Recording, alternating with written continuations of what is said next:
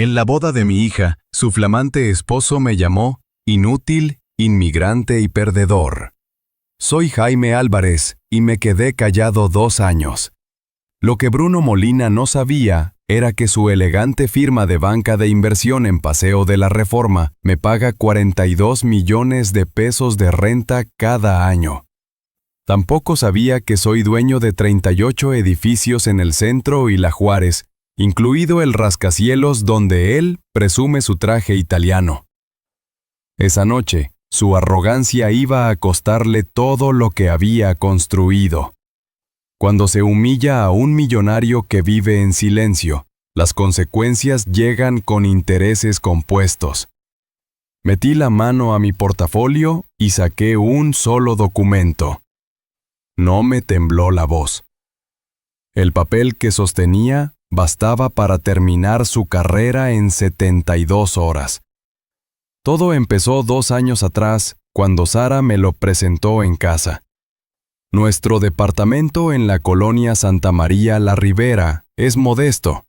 Sala con sillones de vinil ya gastados, tele chica y fotos familiares donde salgo con casco y botas de obra. Bruno entró y dio ese vistazo veloz que pesa y clasifica. ¿Así que usted es maestro de obra retirado?, preguntó, hundiéndose en el sillón como si me entrevistara. 35 años levantando casas y oficinas, respondí. Trabajo honrado. Él sonrió con esa cortesía que huele a lástima. Admirable. El trabajo manual mantiene al país de alguna forma. Desde entonces las pullas se volvieron rutina. En las comidas familiares desviaba cualquier conversación sobre mis obras. Hacía chistes de soluciones de albañil cuando yo arreglaba algo en la casa, y al presentarme con sus amistades siempre era el papá de Sara que fue de la construcción. Nunca Jaime, nunca por mi nombre. Lo peor fue ver a mi hija empezar a copiarle el tono. Papá, vendrán colegas de Bruno. Ponte la camisa azul, no la de cuadros. No menciones los depas en renta, no lo van a entender. No sabía que esos depas se habían multiplicado en silencio. En su fiesta de compromiso, Bruno brindó ante sus compañeros de Finambera sobre cómo casarse con una familia humilde lo mantendría con los pies en la tierra. 200 palmas.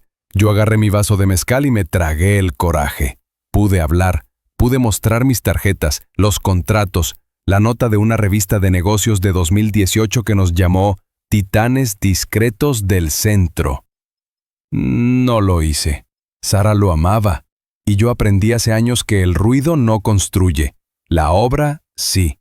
Llegué a México en 1985, desde Quetzaltenango, Guatemala, con un acento que a muchos les sonaba a ignorancia y 5,000 pesos en el bolsillo. Me callé, trabajé, reinvertí, 4 décadas de resultados hablando por mí. Pero esa noche, en el Hotel Mirador Reforma, rodeado de 180 invitados, Bruno iba a aprender la diferencia entre callar por elección y callar por debilidad. La recepción estaba en su punto. Sara lucía preciosa con el rebozo de su abuela y un vestido de 64,000 pesos que pagué sin mencionar nada. Había centros de mesa con flor de cempasúchil y velas, ya suave, y meseros sirviendo mole poblano y copas de tequila. Yo había cubierto la boda entera, 1,600,000 pesos. Los papás de Bruno no aportaron ni un peso. Problemas de flujo, dijeron. Lo escuché repetir su guión ante cada ejecutivo. Mi esposa viene de origen sencillo, pero es muy lista. Su papá es un hombre simple, de esos de tierra. Cada frase me apretaba el pecho. Porque el tipo que pedía otra copa a mi cuenta trabajaba en mi edificio. Frente al bar, Bruno presentó a Sara con su directora, Patricia Velasco. Supe que había llegado el punto que definiría lo que quedaba de nuestra familia. Seguir callado y permitir años de humillación sutil, o hablar y arriesgarme a romperle la noche de bodas a mi hija. Pensé en María, mi esposa, fallecida hace 5 años. Ella llevó la contabilidad mientras yo compraba ladrillo por ladrillo. Fue quien insistió en vivir sin ostentar. Toyota viejito, compras en la fonda de la esquina, misa los domingos en la iglesia del barrio. Que Sara tenga una infancia normal, decía, que gane su respeto ella sola. Y también me dejó otra instrucción. Si alguna vez faltan al respeto a la familia, que sepan quiénes somos. Bruno cruzó la línea. Me terminé el mezcal, dejé el vaso y caminé hacia mi portafolio. Dentro estaban las escrituras, los contratos de arrendamiento, los estados financieros. La pregunta ya no era si usarlos, sino si permitir que mi hija pasara su matrimonio pidiendo perdón por su origen. El momento llegó junto a la fuente de sidra. Bruno reía con 5 colegas. Me vio venir y torció la boca. Suegro, estamos hablando de instrumentos financieros complejos.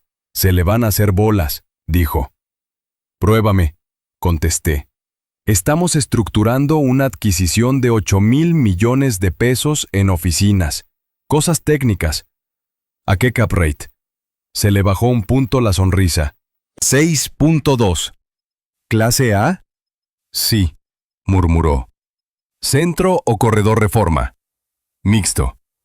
Conozco ese mercado, le dije. ¿Y cómo un albañil conocería métricas de comercial? El círculo cayó. Saqué una tarjeta blanca. Quizás les interese revisar el portafolio de Álvarez Propiedades. Se rió sin verla. Nunca los he oído. Tienen activos interesantes, como 38 oficinas en el centro y la Juárez. Leyó.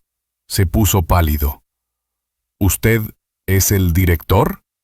Desde 1987. Patricia alzó la ceja. ¿Álvarez Propiedades? Llevamos meses pidiendo cita. Rentan la mitad del espacio que usamos. Bruno apretó el vaso. Esto es un chiste. Entonces dime, Bruno, ¿cuál es la dirección de tu oficina? Reforma 280. Bonito lobby de granito, ¿no? Pagan $1,450 por metro cuadrado. Pisos 18 al 22. Contrato hasta diciembre de 2026, con 2 renovaciones de 5 años. La copa le vibró en la mano. Yo aún no abría el portafolio. Y ya todos contenían el aliento. El murmullo del salón se mezclaba con el tintinear de las cucharitas contra las copas. Un trío de bolero tocaba bajito cerca de la barra. El olor a mole y a flor de cempasúchil se quedaba en el aire como promesa. Yo aún no abría el portafolio. Podía dejarlo así, que a Bruno se le atorara la sonrisa, que Patricia uniera puntos y que la historia se acomodara sola. Pero callar otra vez era regalarle a ese muchacho el guión de nuestra familia. Vi a Sara al otro lado, hermosa, nerviosa, leyendo los gestos como quien pronostica lluvia mirando las nubes. O hablas hoy, me dije, o mañana será tarde. No alcancé a decidir cuando Bruno, ya con la lengua suelta de tanto whisky caro, tintineó la copa. ¡Familia!, gritó con ese tono de conferencista de TED de segunda.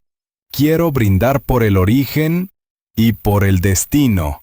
Las cabezas giraron, algunos aplaudieron por inercia. Cuando conocí a Sara, siguió. Me impresionó su deseo de superarse. Ella viene de lo sencillo, de barrio. Su papá, me señaló con la copa, es un hombre noble, trabajador con las manos. La risa tímida se escurrió entre las mesas. Y está bien, remató. No todos podemos entender instrumentos complejos ni vivir en salas de juntas. Unos construyen con ladrillo, otros con ideas. Ya estuvo, murmuré. Me puse de pie despacio. Un mozo se apartó con la charola pegada al pecho. El trío dejó la última nota colgando. Tomé el micrófono como se toma una plomada, para enderezar. Bruno habla de respeto, dije. Y tiene razón, el respeto se gana. El salón se quedó frío. Él sonrió creyendo que venía mi rendición. Abrí el portafolio y coloqué una carpeta manila sobre el atril. Estas son escrituras de 38 edificios. Centro, Juárez, Cuauhtémoc. Valor del portafolio, última tasación, 27,000 millones de pesos. Un murmullo, luego silencio. Y esto, saqué otro documento, es el contrato de arrendamiento de Reforma 280, donde opera Finanvera. Renta anual, 42 millones de pesos a Álvarez Propiedades. Administrador del inquilino, Bruno Molina. La copa de Bruno vibró, apenas audible. Patricia Velasco se levantó con cuidado, profesional pero con ojos de asombro. Señor Álvarez, dijo claro, en nombre de la firma, le ofrezco una disculpa por no haberlo reconocido antes. Llevamos su portafolio desde 2019. Así es, respondí, discreto pero puntual. Bruno intentó recuperar terreno. Papel se imprime en la lagunilla, soltó, con risita. Cualquiera puede. Patricia tomó su celular, lo conectó al audio del salón y marcó. Línea de emergencias de Álvarez Propiedades, contestó una voz. Jennifer, habla la licenciada Velasco con el señor Álvarez. ¿Podrías confirmar su cargo? Fundador y director general desde 1987. Portafolio, 38 oficinas. Ocupación del 97%. Ingreso anual aproximado de 3,600 millones de pesos. Los invitados miraron a Bruno como si lo hubieran sorprendido copiándose en examen. Sara tenía los ojos brillosos entre orgullo y miedo. ¿Por qué nunca me dijiste?, susurró. Para que tu historia fuera tuya, le contesté bajo, no mía. Pude parar ahí, pude cerrar el portafolio y dejar que la lección se asentara. Pero Bruno no sabe frenar en curva. Me arrebató el micrófono con la mano temblorosa. «¡Esto es un teatro!», gritó. «Un inmigrante con botas de obra no dirige nada, viejo mentiroso». La palabra inmigrante rebotó en los espejos del salón como pedrada. Vi a mi madre, a mi padre, a mis primeros patrones en la obra. Vi mis manos partidas. Me acomodé el saco. ¿Inmigrante? Sí, dije sereno. Mentiroso, no. El gerente del hotel se acercó inquieto. Los mariachis que esperaban su turno se quedaron en la puerta, indecisos. Entonces sentí, como un clic en el pecho, la presencia de María. Si faltan al respeto a la familia, que sepan quiénes somos. Tomé de nuevo mi portafolio y saqué un sobre grueso con la solapa sellada. Lo coloqué sobre el atril sin abrirlo. Bruno, hablé para que me oyera hasta el último invitado. Te di la oportunidad de disculparte. Preferiste doblar la apuesta. Aquí dentro hay 3 documentos. Uno de ellos puede costarte tu oficina. Los otros 2, tu licencia y tu reputación. El salón entero contuvo el aire. Bruno se quedó inmóvil, los nudillos blancos agarrados al tallo de la copa. Patricia cerró los ojos un segundo, como quien se persigna antes del veredicto. Sara apretó el rebozo de su abuela. «Voy a leerlos», anuncié, «y después, ustedes decidirán si el respeto se hereda o se pierde». Abrí el primer pliego. El filo del papel cortó el silencio como navaja. El papel crujió entre mis dedos, tan despacio que cada mirada en el salón parecía seguir el sonido. Primer documento, dije. Aviso de terminación de contrato de arrendamiento para el edificio Reforma 280. Un murmullo creció entre los invitados. Según la cláusula 14b, Álvarez Propiedades puede rescindir el contrato con 90 días de aviso por conducta inapropiada del arrendatario o de su representante legal. Hice una pausa. Y este señor, señalé a Bruno, es el representante legal. Bruno palideció. Patricia bajó la cabeza, entendiendo el peso de cada palabra. «No puede hacer eso», tartamudeó él. «Eso arruinaría nuestras operaciones en la capital». «Ya está hecho», contesté. El segundo documento era más fino, con membrete de bufete. Formal denuncia ante la Comisión Nacional Bancaria y de Valores por comportamiento no ético hacia un cliente principal. Bruno intentó acercarse, pero el gerente del hotel se interpuso con elegancia. Y el tercero, lo levanté, una carta a la Dirección de Recursos Humanos de Finambera, detallando tu estado de ebriedad y conducta inapropiada en un evento público. El silencio que siguió era el de un salón que se da cuenta de que está presenciando una caída en vivo.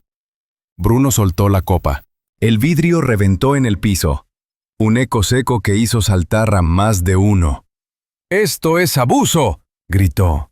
«Tú no eres nadie sin tus papeles falsos». «Y tú», le dije sin alzar la voz, «acabas de perder lo que más valoras, la apariencia».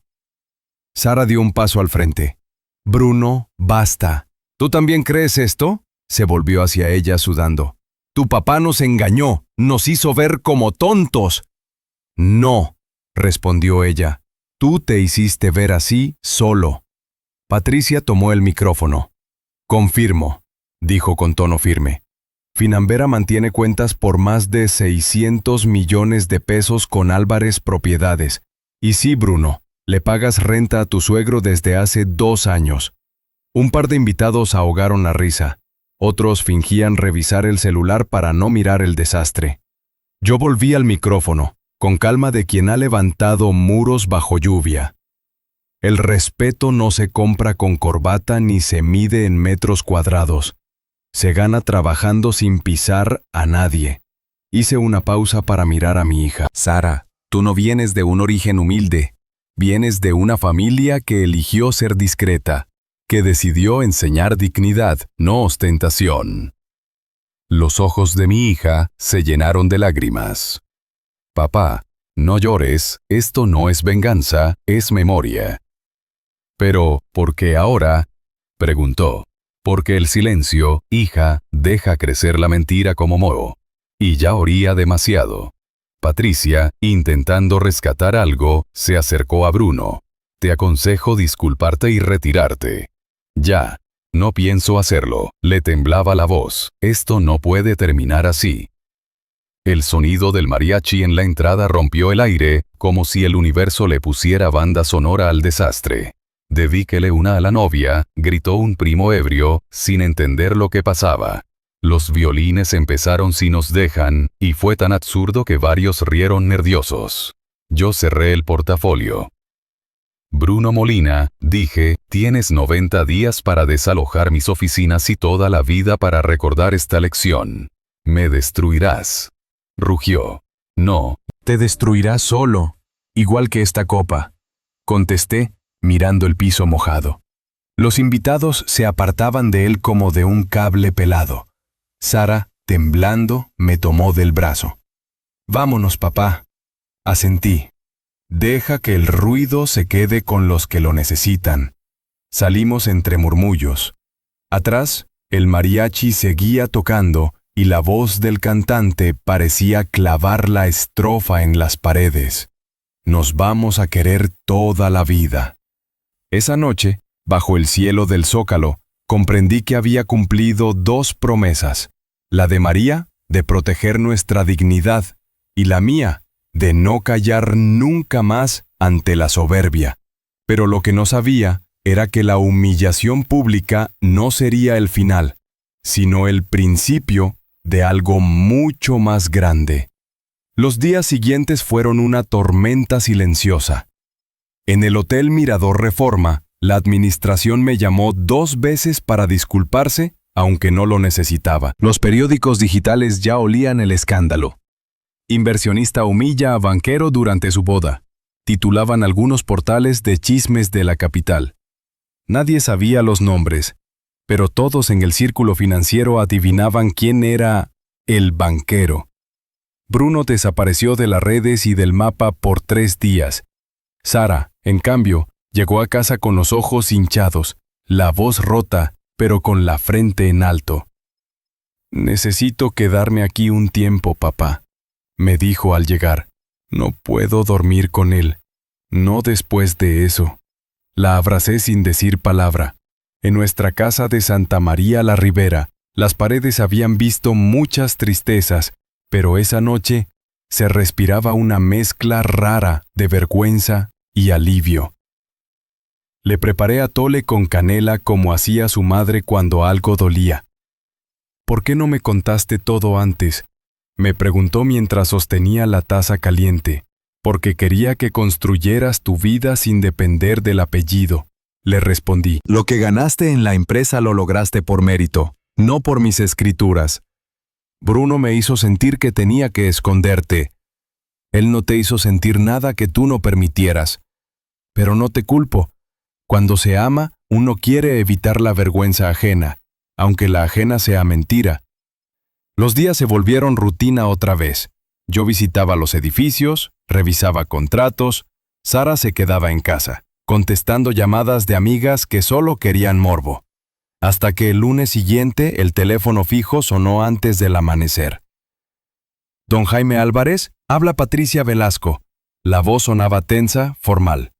«Necesito informarle que Finambera ha terminado el contrato laboral de Bruno Molina por conducta inapropiada hacia un cliente clave».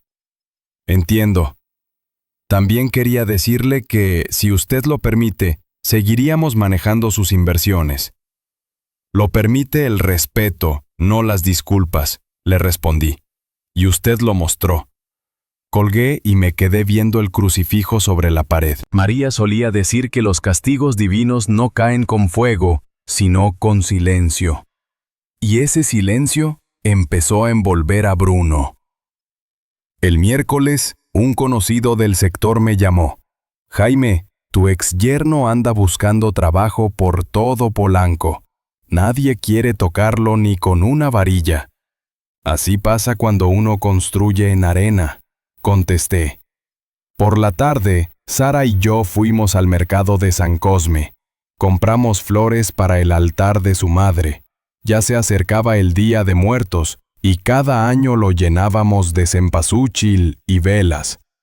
Ella se detuvo frente al puesto de pan. «¿Crees que mamá estaría orgullosa de ti?», preguntó. «No lo sé, pero estaría tranquila de que su hija recordó quién es».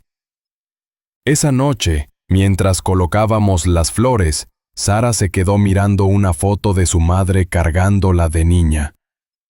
«Voy a hablar con un abogado», dijo de pronto. «Quiero el divorcio». «¿Estás segura?». «Sí, no quiero volver a ser la esposa de alguien que se avergüenza de su familia». El eco de su decisión llenó la casa. Fue como si la voz de María regresara desde el altar y dijera: «Así se defiende la dignidad». 2 semanas después, el despacho de abogados entregó los papeles. Bruno intentó negociar. Alegó que yo había interferido en su matrimonio. El juez apenas lo escuchó. «Su esposa no reclama bienes», le dijo el licenciado. «Todo pertenece al señor Álvarez. Usted no tiene derecho sobre nada». Bruno se fue de la audiencia con la corbata torcida y la mirada perdida. Sara, en cambio, salió erguida, con una paz que no le conocía desde hacía años. Esa noche, en la azotea, mientras el cielo se llenaba de cohetes por las fiestas del Día de Muertos, le serví una copa de mezcal. «Por tu madre», le dije, «que nos enseñó a callar cuando hay que trabajar y a hablar cuando hay que poner límites». Ella brindó conmigo. «Y por ti, papá», dijo, «porque me devolviste el nombre». Las luces naranjas del cempasúchil iluminaban el altar, y el humo del copal subía lento. En algún rincón del norte de la ciudad, Bruno seguramente buscaba cómo salvar su reputación. Pero yo sabía que ningún traje ni discurso pueden remendar el respeto cuando ya se rompió. Y lo que vino después de esa noche cambiaría no solo nuestro apellido, sino el rumbo de mi propia empresa. El viento de noviembre trajo consigo un aire distinto. En la ciudad, los altares aún olían a copal y las calles de Santa María la Ribera se llenaban de niños con calaveritas. Pero dentro de mi oficina, en el piso 14 de un edificio de la Juárez, el ambiente era más denso que nunca. Bruno Molina había dejado de ser solo un recuerdo incómodo. Ahora era un nombre que sonaba en todas las juntas del sector inmobiliario, como ejemplo de lo que pasa cuando la soberbia se disfraza de éxito. Una mañana, mientras revisaba contratos con mi asistente, don Ernesto, me llegó un correo con el asunto «Solicitud de reunión urgente, Patricia Velasco». Lo abrí. Me pedía verme ese mismo día. Algo en el tono me olió a problemas. La recibí en la sala de juntas. Venía vestida impecable, pero con el gesto de quien carga una noticia amarga. Don Jaime, antes que nada, quiero agradecerle por mantener su confianza en nosotros. La confianza se gana, licenciada. Usted lo sabe. Precisamente por eso estoy aquí, dijo bajando la voz. Bruno presentó una demanda contra Finambera. Alega que usted manipuló la situación para destruir su carrera. ¿Y qué pruebas presentó?, pregunté sin inmutarme. Ninguna sólida, pero insiste. Dice que lo humilló públicamente, que el contrato de arrendamiento fue un arma de presión. Lo único que presioné fue su conciencia. Patricia asintió. Lo sabemos, pero la prensa ya está detrás. Un periodista de El Financiero quiere hablar con usted. «Que venga», contesté. Siempre he dicho la verdad, y la verdad no necesita disfraz. Esa misma tarde, el periodista, un joven llamado Mauricio, llegó con su grabadora y su libreta. «Señor Álvarez, ¿es cierto que usó su posición para arruinar a su yerno?» «Mi posición no arruina a nadie. El carácter de cada quien lo hace». «¿Entonces no niega haberlo dejado sin empleo?» «Negar sería mentir. Lo despedí como arrendador que defiende su patrimonio y como padre que defiende a su hija». El joven me miró, sorprendido por la serenidad. ¿Y qué le diría a quienes piensan que la humildad fue solo una fachada? Que la humildad no se mide por lo que uno posee, sino por lo que uno calla. Y yo callé 40 años. Al día siguiente, la nota salió con el título «El magnate invisible», el inmigrante que construyó medio centro de la Ciudad de México sin decirlo. En las redes, la historia corrió como fuego. Me llamaron de universidades, de asociaciones empresariales, incluso de una fundación para invitarme a hablar sobre liderazgo silencioso. Sara leyó la nota mientras desayunábamos tamales. ¿Te das cuenta, papá? Estás famoso. La fama no da de comer, hija, pero la dignidad sí deja dormir. Ella sonrió por primera vez en semanas. En Dell me ofrecieron un ascenso, me dijo. Después de lo de Bruno, pensaron que iba a renunciar, pero quiero demostrar que puedo más. Esa es mi muchacha. El apellido no se hereda, se honra. Los días siguientes fueron un torbellino. Llamadas de empresarios queriendo asociarse, reporteros pidiendo entrevistas, correos con ofertas absurdas, pero yo solo pensaba en Sara. En cómo su voz, antes tímida, ahora sonaba firme. En cómo había pasado de disculparse por su origen a decir con orgullo, soy hija de un albañil que levantó edificios que ahora sostienen a media ciudad. Una tarde, mientras revisábamos planos de un nuevo proyecto en Querétaro, sonó el celular de Sara. Contestó, escuchó unos segundos y palideció. «Papá, es Bruno». «¿Qué quiere?» «Dice que quiere verme, que necesita explicarse». «¿Y tú?» «No lo sé. Una parte de mí quiere cerrar el capítulo, otra quiere escucharlo». «Entonces escucha. Pero no permitas que te convenza de sentir culpa por su ruina». El encuentro se fijó para el Café Tacuba, a plena luz del día. Yo la esperé afuera, vigilando a distancia, como quien cuida una obra en construcción. Bruno llegó sin saco, con la barba crecida y los ojos hundidos. No era el mismo hombre que había creído dominar un salón entero. Durante media hora hablaron. Desde mi mesa veía los gestos. Ella serena, él suplicante. Al final, Sara se levantó, le dijo algo breve y se fue. Bruno se quedó solo, mirando el café enfriarse. Cuando volvió conmigo, tenía la mirada tranquila. «¿Qué te dijo?», pregunté. «Que perdió todo, que lo único que le queda es arrepentirse». «¿Y tú?». «Le deseé suerte, pero no perdón. El perdón lo da el tiempo, no las palabras». Esa noche, al subir a la azotea, Sara me abrazó fuerte. «Gracias por enseñarme a no tener miedo de mis raíces». «Hija», le respondí, «las raíces no se esconden, se riegan». Yo creía que con eso el pasado quedaría enterrado. Pero no, porque a veces cuando la tierra se mueve, lo que uno cree sepultado vuelve a salir, y no siempre de la forma que espera. Pasó diciembre con su frío seco, los puestos de ponche en la esquina y las luces de colores colgando en las vecindades. Parecía que la vida por fin se acomodaba. Sara reía de nuevo, los negocios marchaban bien, y yo pasaba las tardes en el taller revisando planos para un nuevo complejo de oficinas en Querétaro. Pero justo cuando uno cree que el pasado ya se desvaneció, vuelve con otra cara. Una mañana, Ernesto, mi asistente, entró agitado. «Don Jaime, llegó esto por mensajería urgente». Era un sobre grueso, con sello judicial. Lo abrí con calma. «Citación a audiencia por presunta difamación y perjuicio moral, interpuesta por el señor Bruno Molina». Sonreí sin humor. «No aprendió nada», murmuré. Sara estaba en la cocina preparando café cuando le conté. «¿Va a demandarte?». «Después de todo lo que hizo». «Un hombre que se queda sin orgullo busca culpables, hija». «¿Entonces vas a presentarte?». «Claro, uno nunca huye de la verdad, y aunque el juez esté ciego». La audiencia fue en un tribunal de la colonia Doctores.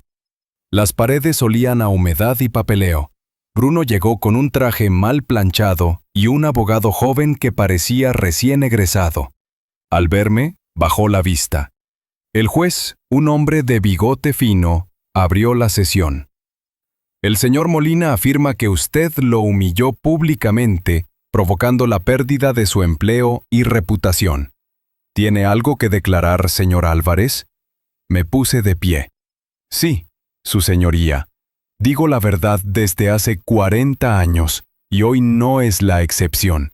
Lo que hice fue defender la dignidad de mi familia. Si la verdad le quitó la reputación, entonces no la tenía». El juez asintió levemente. El abogado de Bruno balbuceó algo sobre intención de daño y deseo de venganza, pero los documentos, los testigos y los videos de la boda contaban otra historia.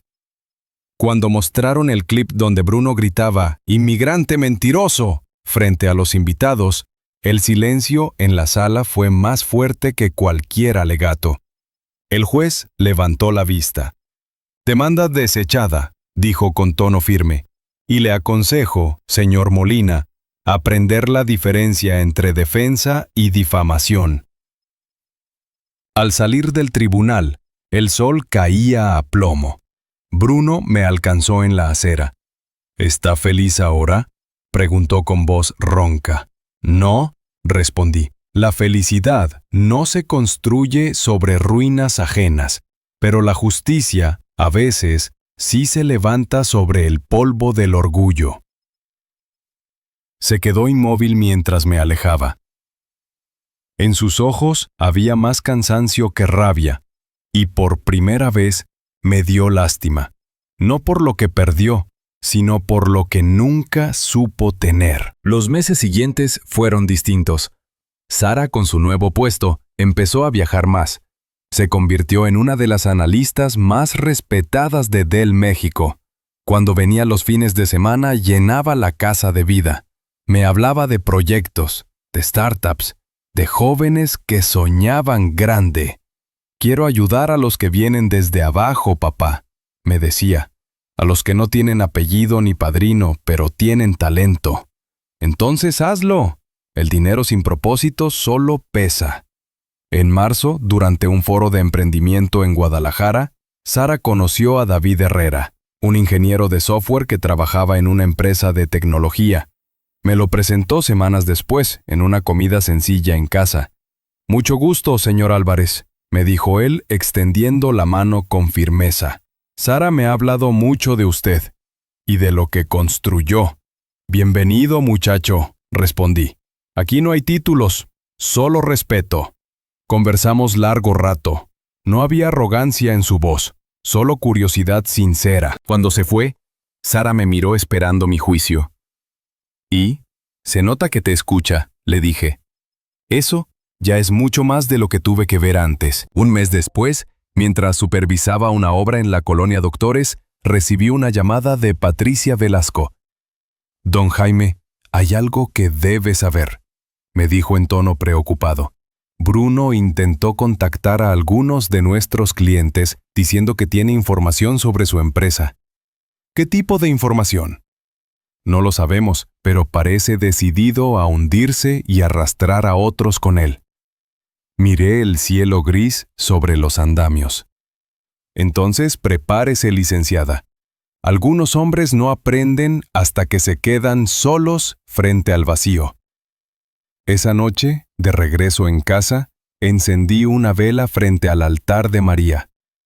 «Parece que tu lección aún no termina, vieja», susurré. «Pero te prometo que no volverán a mancillar nuestro nombre». Afuera, los vendedores de elotes voceaban entre el ruido de los autos, y mientras el humo del copal subía lento, entendí que las batallas más difíciles no son las que se ganan en público, sino las que se libran en silencio, dentro de uno mismo. Lo que no sabía era que Bruno todavía tenía una carta escondida, y que pronto esa carta pondría a prueba todo lo que había construido en mi vida. La carta llegó un viernes por la tarde, en un sobre sin remitente, deslizada por debajo de la puerta de mi oficina. Yo acababa de terminar una reunión con los arquitectos del nuevo proyecto en Querétaro, cuando Ernesto entró sosteniéndola entre los dedos como si quemara. «No tiene sello, don Jaime, pero debería ver esto». Dentro había una sola hoja impresa, sin firma. «Si no quiere que salgan a la luz los verdaderos manejos de Álvarez Propiedades, transfiera 5 millones de pesos a la cuenta indicada antes del lunes. No intente rastrear, no se trata de dinero, se trata de reputación». Abajo, una cuenta bancaria en Dallas. Me quedé en silencio un largo rato, observando la tipografía, el tono. «¿Extorsión?», preguntó Ernesto, indignado. «No, desesperación, y conozco esa manera de escribir», respondí. «Es de Bruno». No lo denuncié de inmediato. En mi experiencia, los ladridos sin dientes hacen más ruido que daño. Pero 2 días después, Patricia Velasco me llamó alarmada. «Don Jaime, hay correos circulando entre algunos clientes donde Bruno insinúa que su fortuna se construyó con prestanombres y evasión fiscal. ¿Tiene pruebas?». «Ninguna, pero sabe dónde doler». Suspiré.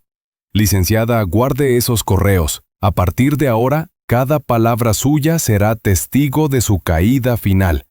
Esa misma noche convoqué a mi abogada, la licenciada Armenta, una mujer dura, de esas que podrían defender a un ladrillo si hablara.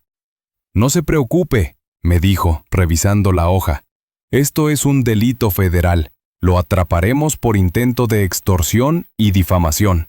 Pero hay algo más», me miró con cautela. «Si la prensa se entera antes de tiempo, su nombre podría mancharse aunque luego gane el caso». «Entonces ganemos en silencio», respondí. «Igual que siempre he trabajado». El lunes amaneció gris. Sara estaba en Monterrey por trabajo y yo desayunaba solo en la cocina cuando sonó mi teléfono. Era ella. «Papá, no entres a Twitter», dijo agitada. «Bruno publicó algo». «¿Qué cosa?». «Una foto tuya, vieja, en una obra, con la frase «Del albañil al millonario, ¿a qué costo?», y una historia inventada sobre corrupción y sobornos». «Déjalo, hija, las mentiras tienen las piernas cortas». «Pero la gente comparte sin pensar». «Entonces dejemos que se cansen de correr».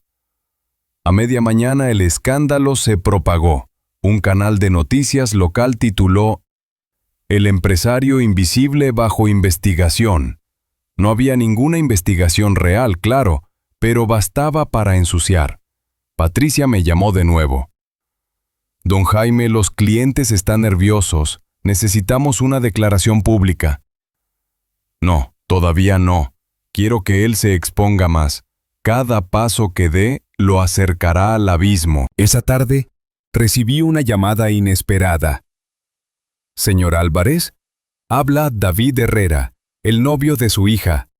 Disculpe la molestia, pero Bruno me escribió». «¿Qué te dijo?» «Que usted usa empresas fantasma para lavar dinero y que tiene pruebas. ¿Y tú le crees?» «No, señor, pero pensé que debía saberlo». Sonreí con respeto. «Gracias, muchacho. Ya veo que mi hija escogió bien». A las 9 de la noche, mi abogada me envió un mensaje. «Ya rastreamos la cuenta de Dallas. Está a nombre de una empresa pantalla registrada por Bruno Molina hace 3 meses. Tenemos todo». El martes por la mañana, la policía cibernética actuó. En menos de 24 horas, Bruno fue detenido en un café de la colonia Roma, justo cuando intentaba retirar dinero con una tarjeta asociada a esa cuenta. Las noticias cambiaron de tono. Ex ejecutivo acusado de extorsión a empresario mexicano. Yo no di declaraciones. Ni sonrisas, ni satisfacción. Solo sentí un vacío agrio, ese que dejan las victorias que llegan tarde. Días después, Sara regresó de Monterrey. Traía el rostro tranquilo pero los ojos húmedos. «Vi las noticias, papá. Lo arrestaron». «Sí. ¿Te sientes mejor?» «No. Se siente como cuando terminas una construcción perfecta y sabes que alguien se quebró en el andamio». Ella se sentó a mi lado. «A veces la justicia también duele». «Siempre duele, hija, pero es necesaria». Guardamos silencio largo rato. En la mesa, el vapor del café se levantaba despacio como si el tiempo también necesitara respirar. Esa noche, encendimos una vela por el alma de Bruno, no porque hubiera muerto, sino porque en el fondo ya no era el mismo. Y mientras la flama bailaba, comprendí que a veces el respeto no se gana venciendo a otros, sino no dejándose vencer por su amargura.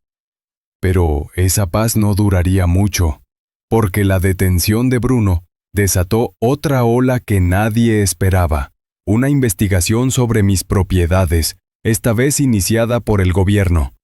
Y ahí empezó la verdadera prueba. Las primeras notificaciones del gobierno llegaron en sobres oficiales, con membrete dorado y ese tono burocrático que suena a amenaza disfrazada. La Secretaría de Hacienda había abierto una verificación preventiva sobre el patrimonio de Álvarez Propiedades. Nada fuera de lo común, decían. Procedimiento rutinario. Pero yo conozco el olor del miedo cuando alguien busca algo más que papeles. Era martes y el cielo del centro estaba gris. Ernesto entró a mi oficina con la cara tensa. «Don Jaime, llegaron 2 inspectores. Dicen que necesitan revisar los registros contables». «Déjalos pasar. La transparencia no me asusta». Los hombres, trajeados y serios, abrieron sus carpetas con precisión militar. «Solo unas preguntas, señor Álvarez», dijo el más joven. «Su crecimiento ha sido considerable. ¿Podría explicar cómo adquirió las primeras propiedades en los 80? «Con sudor y ladrillo», respondí, «y un préstamo que terminé de pagar antes de que ustedes nacieran». Tomaron nota. Querían fechas, contratos, facturas. Las tenía todas, archivadas con la obsesión que aprendí de María. Cada papel con su sello, cada cifra cuadrando al centavo. Cuando se fueron, Ernesto me miró inquieto. «¿Cree que esto tenga que ver con Bruno?» «No lo dudes. Un hombre sin poder todavía puede ensuciar el agua donde bebió». 2 días después sonó el teléfono. Era Patricia Velasco. «Don Jaime, acabo de recibir una llamada del subsecretario. Alguien filtró a la prensa que usted financia campañas políticas. Solté una carcajada seca. Eso sí que es nuevo. Apenas financio los desayunos. Parece una maniobra. ¿Quiere que intervengamos? No, déjelos. Entre más ruido hagan, más fácil será seguirles el rastro. Esa noche, Sara llegó a casa. Llevaba una blusa blanca y el cansancio de quien ha tenido que defender a su familia frente a rumores. Papá, hoy en la oficina todos hablaban de ti. Que si el gobierno, que si los millones, que si... Se detuvo. ¿Te duele todo esto? No, hija, lo que duele no es la sospecha, sino la ingratitud. ¿Crees que Bruno tenga algo que ver? Estoy seguro, pero esta vez no necesito venganza, solo paciencia. Cenamos en silencio. Afuera, un organillero tocaba una melodía triste. Me recordó los años en que yo también trabajaba bajo el sol, ganando por día. Nadie me auditaba entonces. Nadie sospechaba de un hombre con manos callosas. El viernes llegó la licenciada Armenta con un folder rojo. Buenas noticias, dijo. Los auditores cerraron la revisión. Todo limpio. ¿Tan rápido? Sí, pero hay algo más. Encontramos un correo anónimo enviado a Hacienda desde una IP en Dallas. El mismo origen que la cuenta de extorsión. Asentí, mirando por la ventana hacia los edificios que se alzaban como gigantes tranquilos. Entonces Bruno no actuó solo, concluí. Exacto. Al parecer, un ex colega suyo de Finambera lo ayudó a mover los rumores. Le pedí a Armenta que siguiera el rastro sin hacer ruido. Mientras tanto, Sara propuso algo inesperado. Papá, ¿y si organizamos un evento de beneficencia? No para limpiar la imagen, sino para mostrar lo que realmente hacemos. Escuelas, becas, mantenimiento urbano. Buena idea. El trabajo habla más que cualquier comunicado. 3 semanas después, en el Centro Cultural Tlatelolco, se inauguró el programa Manos que Construyen Futuro, financiado por Álvarez Propiedades. Donamos materiales para renovar techos de escuelas y dimos becas a jóvenes de oficios. La prensa acudió, las cámaras mostraban a Sara explicando el proyecto con pasión mientras yo observaba desde el fondo. Mi padre me enseñó, dijo ella al micrófono, que las manos que trabajan merecen tanto respeto como las que firman contratos. El público aplaudió. En ese momento supe que el apellido Álvarez ya no me pertenecía solo a mí, era un estandarte. Al día siguiente los titulares cambiaron. El magnate discreto impulsa programa para jóvenes trabajadores. De la obra al impacto social, Jaime Álvarez, ejemplo de integridad. Patricia me llamó emocionada. Lo logró, don Jaime. Su reputación está más fuerte que nunca. No, licenciada, le respondí. Nuestra reputación, porque el respeto se construye en equipo. Pero en medio de esa calma nueva, el teléfono volvió a sonar.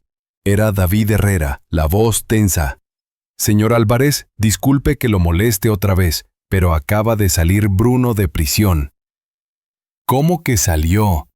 Pagó fianza y parece que planea algo.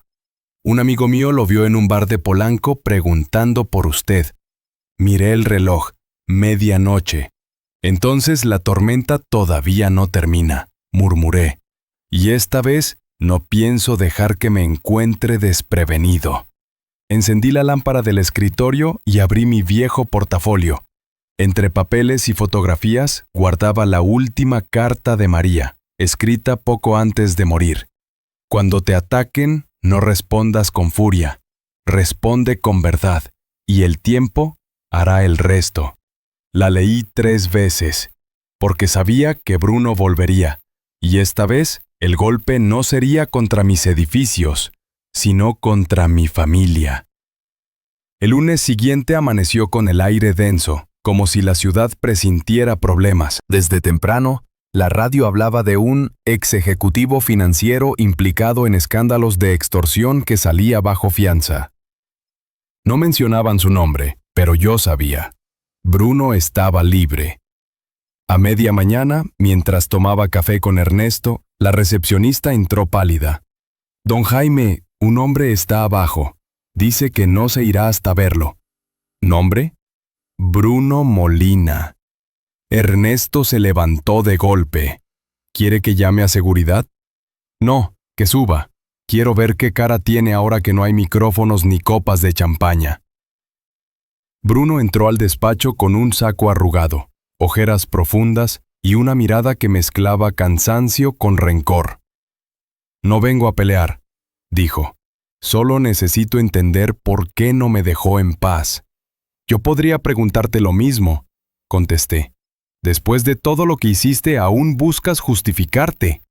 Se sentó frente a mí sin pedir permiso. Perdí todo, Jaime.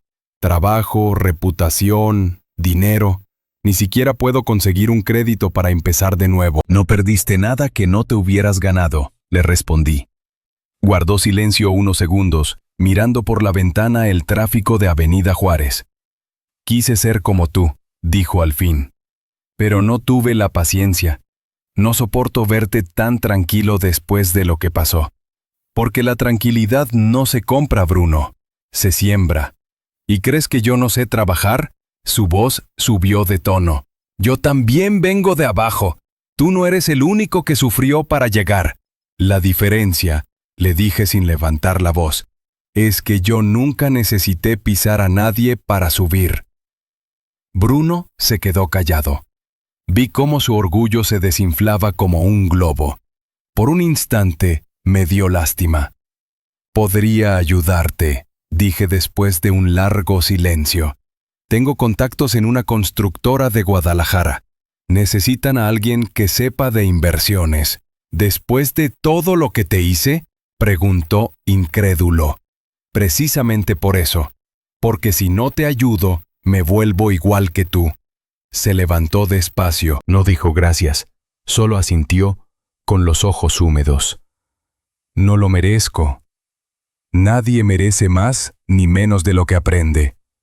Toma esto. Le extendí una tarjeta con el contacto del director del proyecto. ¿Por qué haces esto, Jaime? Porque el rencor no paga la renta. Bruno se fue sin mirar atrás. Cuando la puerta se cerró, sentí algo parecido a alivio. O tal vez cansancio. Esa tarde, Sara me llamó desde la oficina. Papá, acabo de saber que Bruno estuvo contigo. ¿Estás bien? Sí, hija, hablamos. ¿Y qué quería? Paz, aunque todavía no sabe lo que eso significa. Me cuesta creer que aún tengas compasión por él. No es compasión, hija, es limpieza. El corazón también necesita barrerse. Unos días después, mientras cenábamos tacos de guisado en la cocina, llegó David, el novio de Sara. Don Jaime, buenas noches. Me enteré de lo de Bruno. Escuché que usted lo ayudó a encontrar trabajo. Así es. Eso es admirable. No cualquiera le tiende la mano al que lo quiso hundir. No lo hago por él, David. Lo hago por la memoria de María. Ella me enseñó que las deudas del alma se pagan con actos, no con dinero. Sara lo miró con ternura. Papá, ¿y si él vuelve a fallar? Entonces el peso de su caída será solo suyo. Brindamos con agua de Jamaica, riendo un poco de la vida. Afuera, los vecinos escuchaban boleros desde la azotea y por primera vez en mucho tiempo, la casa se sentía en paz. Pasaron 3 semanas. Bruno cumplió su palabra. Viajó a Guadalajara, donde empezó como asesor financiero en una constructora pequeña. No supe más hasta que Patricia Velasco me llamó una tarde. Don Jaime, tengo novedades. Bruno envió una carta formal pidiendo disculpas. Dice que no busca volver, solo agradecerle por la oportunidad. ¿Sincera? Parece que sí. La firmó con su puño y letra. Le pedí que me la leyera. Decía, usted me enseñó que el respeto no se exige, se construye. Perdón por haber confundido silencio con debilidad. Hoy trabajo para levantar algo mío, aunque sea pequeño. Ojalá algún día me crea. Colgué sin decir palabra. Guardé el silencio largo rato. Sara, que estaba conmigo, me tocó el hombro. ¿Y qué vas a hacer? Nada. A veces la redención no necesita testigos. Esa noche subí a la azotea. El cielo estaba despejado. Las luces del centro histórico parpadeaban a lo lejos. Pensé en María, en los años de sacrificio, en las obras, en Sara riendo de nuevo. Saqué del bolsillo la carta y la dejé sobre el altar pequeño que tenía junto al tanque de agua. Aquí la tienes, vieja, le dije al cielo. Al final, parece que todos aprendimos algo. Pero mientras observaba la flama de la vela encenderse con el viento, sentí un presentimiento extraño, una inquietud difícil de nombrar. Porque la historia de Bruno no había terminado, y el destino, que a veces se tarda pero nunca olvida, aún tenía una última lección que darnos a todos. El amanecer olía a tierra mojada. Había llovido toda la noche, y desde la azotea podía ver cómo el sol se filtraba entre las nubes sobre el centro. Ese tipo de luz siempre me recordaba a María, porque decía que los días grises sacaban lo mejor de la gente trabajadora. El sol fuerte deslumbra, Jaime. La sombra te enseña a mirar. Pensé que el capítulo de Bruno había cerrado.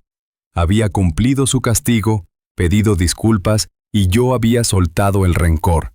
Pero el destino tiene esa manía cruel de tocarte el hombro justo cuando bajas la guardia. Esa mañana, Ernesto llegó con la cara desencajada. «Don Jaime, hay un problema grave». «¿Qué pasa ahora?» Uno de los edificios, el de Insurgentes 402, está en peligro de derrumbe. Una fuga en las tuberías dañó los cimientos. ¿Y los inquilinos? Ya están evacuando. Pero hay algo más. La empresa contratista que hizo la remodelación hace 2 meses es la de Guadalajara. ¡La de Bruno!, asintió en silencio. Me quedé de piedra, no por el daño, sino por la ironía.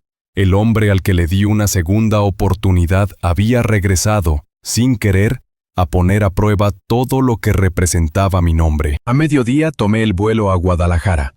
En el avión revisé las fotografías del daño que Ernesto me había enviado. Grietas profundas, tuberías oxidadas, concreto mal vaciado. Una negligencia peligrosa.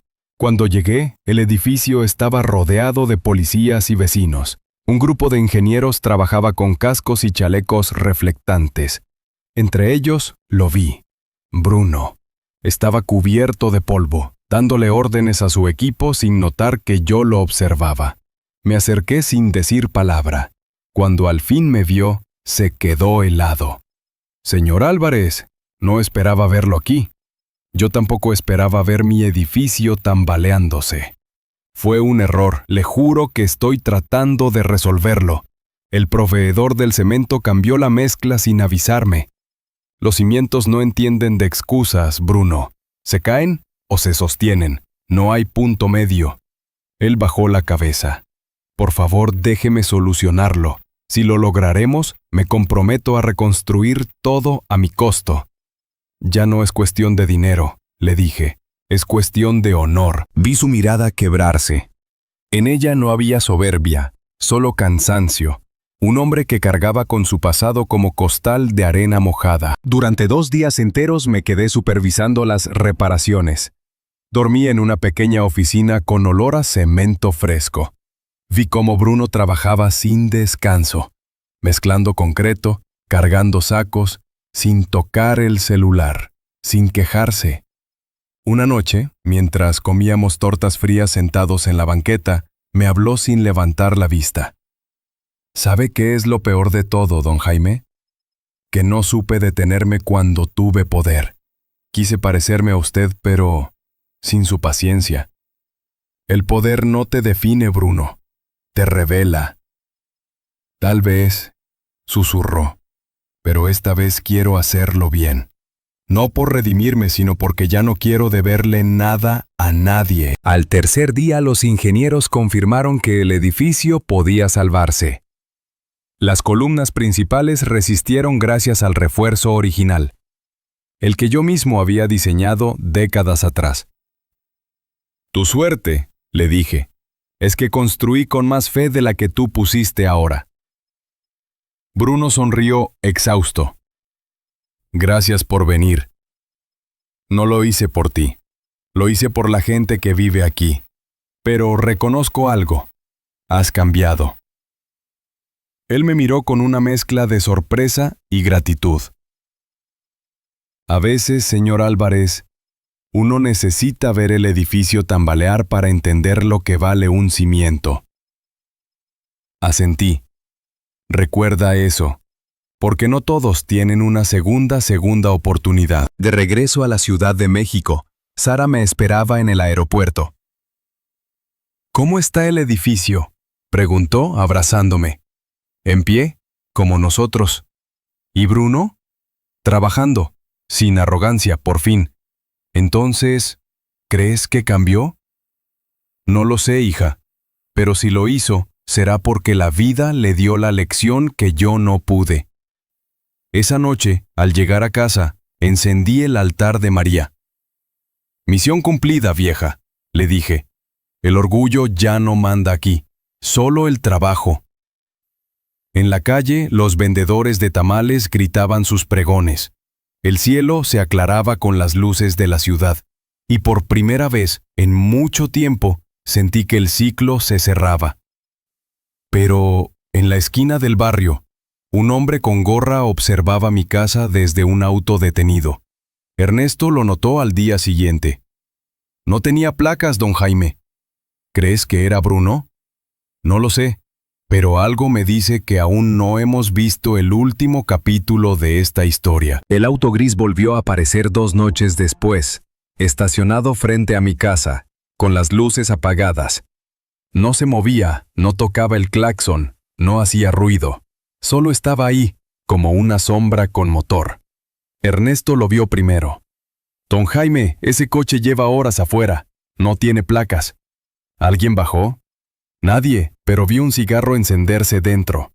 Me asomé por la cortina. El cigarro brillaba como un ojo rojo entre la oscuridad. No soy hombre de paranoia, pero los años me han enseñado que la calma precede al trueno. No llames a la policía todavía, le dije. Esperemos a ver quién se atreve a tocar la puerta. A medianoche el timbre sonó. Abrí. Y ahí estaba Bruno. Tenía el rostro demacrado, barba de varios días y una herida vieja en la ceja. Necesito hablar contigo, dijo. ¿Otra vez? Respondí, cansado. ¿Qué hiciste ahora? Nada, pero alguien me sigue. Alguien que cree que tú y yo estamos aliados. Lo hice pasar. Ernesto, siempre prudente, cerró las cortinas. Bruno se dejó caer en una silla. Después de lo del edificio, un tipo empezó a buscarme. Dice que trabajó conmigo en Finambera. Quiere que declare que tú lavabas dinero con tus rentas. ¿Y por qué te buscaría a ti? Porque sabe que me odias. Cree que me puede usar. Su voz sonaba temblorosa.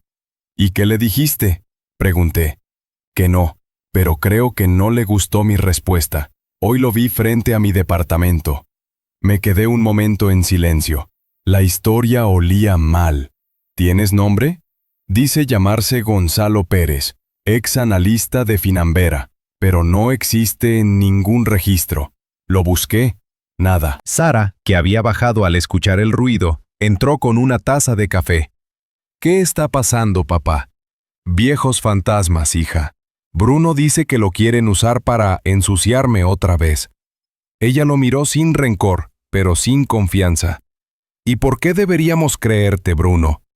Porque tengo miedo, contestó él, sincero. Y porque ya no tengo dónde correr. Esa noche lo dejé dormir en el cuarto de huéspedes.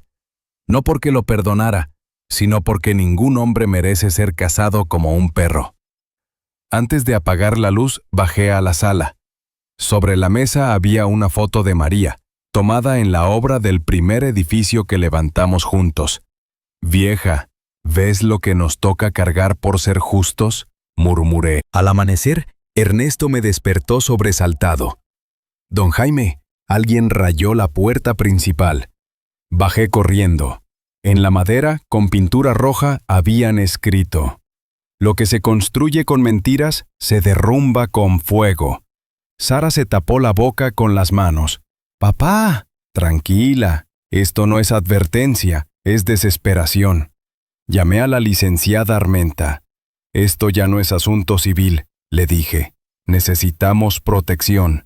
Le enviaré un guardia personal por unos días, respondió, y un contacto en la policía cibernética. Esa tarde el guardia asignado, Ramiro, llegó puntual. Era un hombre callado, fornido, con mirada de halcón.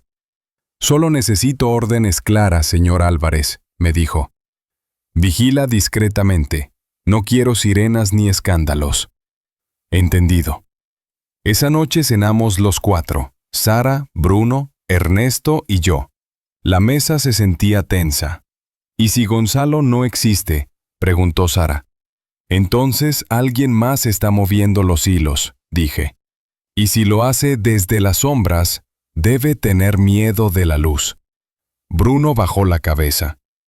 Yo tengo parte de culpa. Si no hubiera sembrado odio, nadie tendría con qué manipularlo ahora. A veces, le respondí, el precio del arrepentimiento es seguir cargando con los ecos. A la medianoche, el guardia Ramiro golpeó la puerta. Señor Álvarez, tiene que ver esto. Salimos al balcón.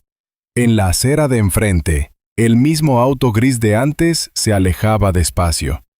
En el asiento trasero, una silueta miraba hacia nuestra casa. Ramiro apuntó la placa temporal con su linterna. La rastrearé, dijo. No es mexicano, es matrícula de Texas.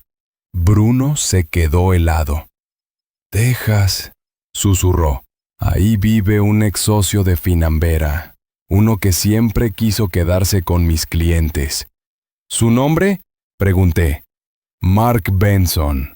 Y créame, señor Álvarez, ese hombre no perdona. El viento sopló fuerte esa noche, moviendo las cortinas y apagando las velas del altar. Sentí un escalofrío.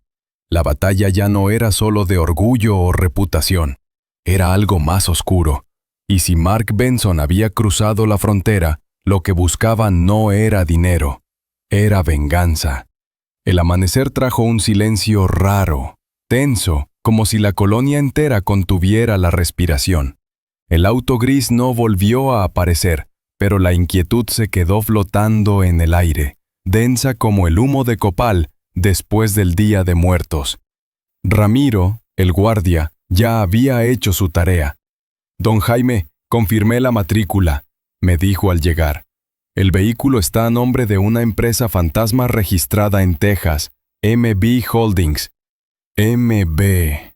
Mark Benson, dije, terminando su frase. Exacto, pero hay más. Se hospedó en un hotel de Polanco hace 3 días. Pagó en efectivo. Nadie sabe con qué nombre.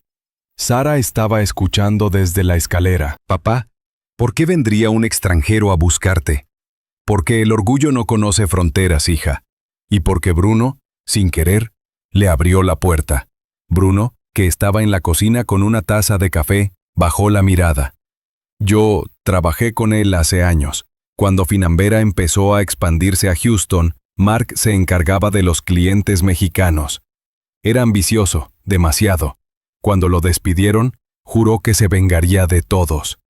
Y ahora cree que tú y yo somos el blanco perfecto, dije. Esa tarde decidimos actuar antes de que él lo hiciera. Llamé a la licenciada Armenta y le pedí que contactara a sus colegas de migración y a la Policía Federal. Si Benson está aquí, debe haber dejado huellas, dijo ella. Pero tenga cuidado, don Jaime, estos hombres no amenazan, cumplen. Esa advertencia se me quedó dando vueltas en la cabeza todo el día. Al caer la noche, el portón de la casa rechinó. Pensé que era Ramiro, pero él ya estaba dentro. Salí al pasillo y vi un sobre pegado al metal sujetado con cinta. Lo arranqué con cuidado. Dentro había una sola fotografía. Era una imagen tomada desde lejos. Sara, saliendo de su oficina, con un círculo rojo dibujado sobre su cabeza. El corazón se me heló. ¡Ramiro!, grité. Él llegó corriendo. ¿Qué pasó? Le mostré la foto. Su expresión cambió. Esto ya no es advertencia, es amenaza directa. Esa noche casi no dormimos. Sara insistía en irse a un hotel, pero yo sabía que huir solo era mostrar miedo. Papá, no me importa la empresa. Esto ya es demasiado. No, hija. Tu madre no me crió para esconderme. Y tampoco a ti. Bruno, por su parte, se veía destrozado. Esto es culpa mía, repetía. Si yo no hubiera hablado de tus propiedades, nadie te habría puesto en la mira. Ya basta de culparte, le dije. Lo hecho está. Lo importante es mantenernos unidos. Esa palabra, unidos, pareció darles fuerza a todos. Ramiro montó guardia afuera, Ernesto organizó las cámaras de seguridad y Sara preparó café para todos. Pasamos la madrugada como una familia improvisada, esperando el amanecer. Al día siguiente, la licenciada Armenta llamó con noticias. Lo encontramos. Mark Benson salió del país anoche rumbo a Dallas. ¿Así de fácil? Lo citó migración, pero tenía visa vigente y ningún cargo formal. Al parecer solo vino a visitar amigos. ¿Y la amenaza? No hay evidencia directa, pero ya se levantó una denuncia. Colgué con alivio a medias. Si Benson se había ido, el peligro inmediato había pasado. Pero mi instinto me decía que ese tipo no abandonaría el juego tan rápido. Esa noche, cuando todo volvió a la calma, cenamos en el comedor. Sara, Bruno y yo compartimos un silencio que pesaba más que cualquier palabra. Papá, dijo ella finalmente, ¿por qué no vendes todo y te retiras? Has hecho más de lo que cualquiera soñaría. Porque si vendo, pierdo algo más que edificios. Pierdo el legado que construimos tu madre y yo. Y si el legado es otra cosa, insistió, quizá no los edificios, sino lo que enseñaste. La miré con orgullo. Puede ser, pero aún no termino de enseñarlo.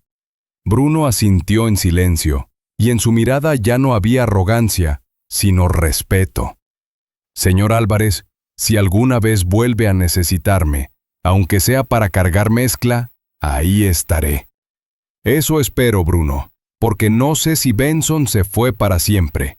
Y si vuelve, esta vez no peleará con papeles ni palabras. El viento golpeó las ventanas, haciendo vibrar el vidrio como un presagio. Miré el retrato de María en la pared. Vieja, susurré. Parece que aún no puedo descansar. Porque en el fondo lo sabía. Los hombres como Benson no desaparecen, solo esperan el momento justo para regresar.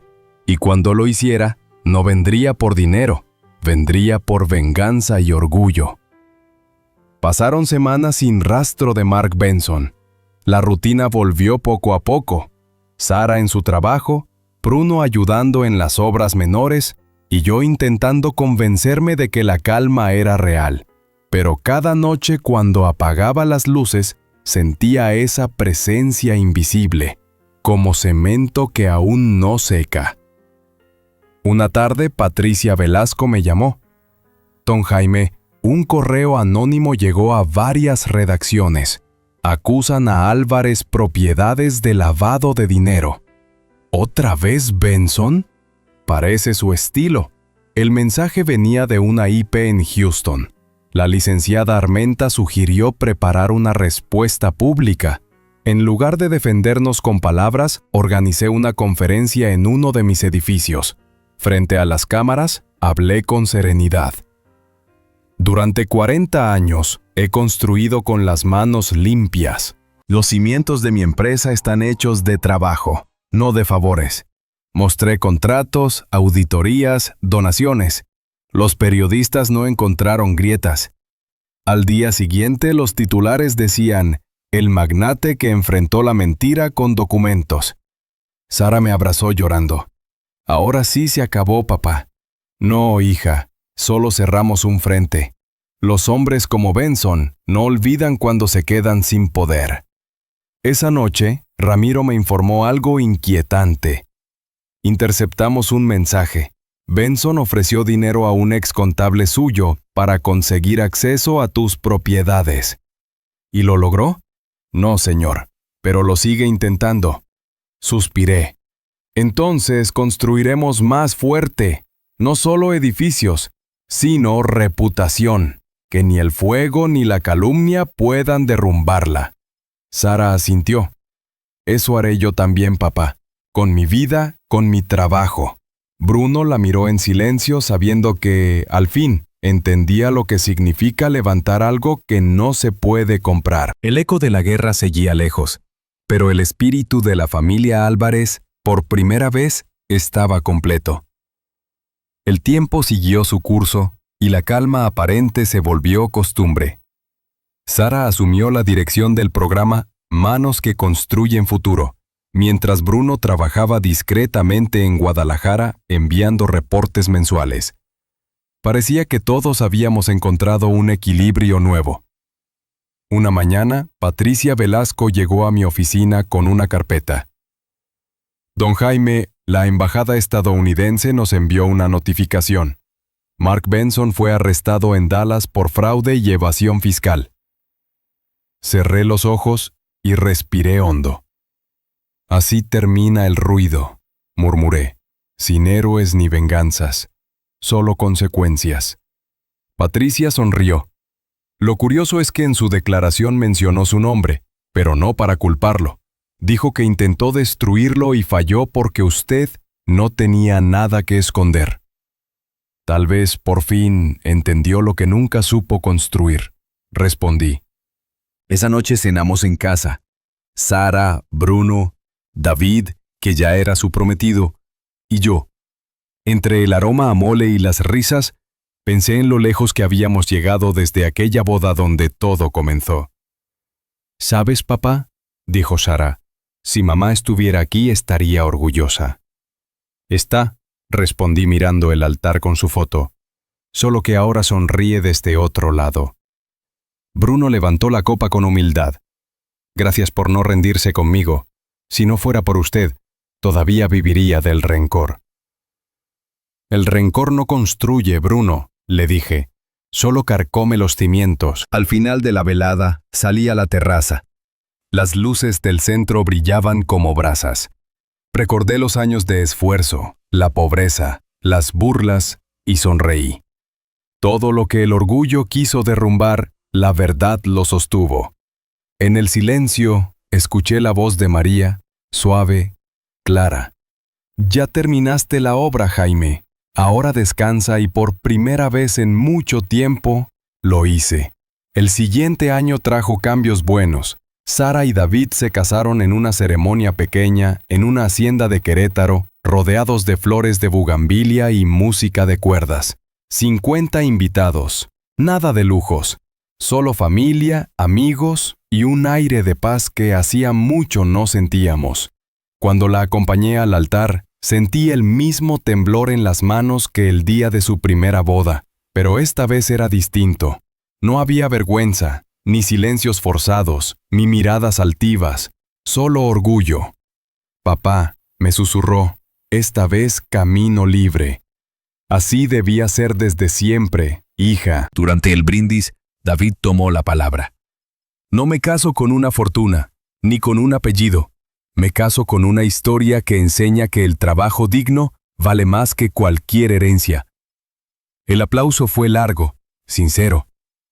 Vi a Sara sonreír y sentí que todo el peso de los años se volvía ligero. Días después, regresé solo a la ciudad. Caminé por las calles donde comencé como albañil. Algunas de las casas que levanté aún estaban ahí, firmes, con las paredes pintadas de nuevos colores. Me detuve frente a una de ellas. Un hombre joven salía con su hijo en brazos. Me reconoció. ¿Usted es don Jaime Álvarez, el constructor? Mi papá trabajó con usted. Siempre dijo que le enseñó a no avergonzarse del sudor. Entonces su papá me enseñó que valió la pena, le respondí. Esa noche encendí una vela más en el altar de María. Ya lo hicimos, vieja, susurré. La familia está en pie. Afuera el sonido de una guitarra callejera se mezclaba con el viento. Cerré los ojos y me permití sonreír. Porque entendí que el verdadero legado no eran los edificios ni los millones, sino haber demostrado que el respeto, cuando se construye con humildad, dura más que el concreto. Un año después, el sol caía dorado sobre la ciudad. Desde la azotea de mi primer edificio, aquel que María y yo levantamos con crédito y esperanza, veía cómo la vida seguía su curso. El tráfico, los pregones, el eco de un organillero en la esquina. Sara y David vivían en Querétaro. Ella dirigía su propio fondo de inversión para apoyar proyectos de emprendedores y albañiles que querían convertirse en constructores. Me llamaba cada domingo. Papá, uno de mis becarios empezó una empresa con 3 amigos. Usan materiales reciclados, justo como tú soñabas. Entonces ya me puedo morir tranquilo, le respondía riendo. Bruno, desde Guadalajara, me enviaba cartas cortas escritas a mano. En la última decía: gracias por demostrarme que el perdón también se construye. No sé si logre redimirme, pero trabajo cada día como si pudiera hacerlo. Nunca le respondí, pero guardé sus cartas junto a las de María. En noviembre, el Día de Muertos, monté el altar más grande que recordaba. Flores, velas, pan, y en el centro, la foto de mi esposa sonriendo. Encendí el copal y como cada año hablé en voz baja. Misión cumplida, amor. Le enseñamos al mundo que la humildad no se hereda, se defiende. Me serví una copa de mezcal y brindé solo, mirando el cielo anaranjado. En ese momento comprendí que mi historia, con todos sus golpes, era un testimonio. Que el silencio no es debilidad, que la dignidad no necesita títulos y que las raíces, cuando son firmes, resisten cualquier tormenta. Sonreí. Las campanas de la iglesia cercana repicaron, mezclándose con el bullicio de la ciudad que ayudé a construir. Había terminado la obra y por primera vez me sentí realmente en paz.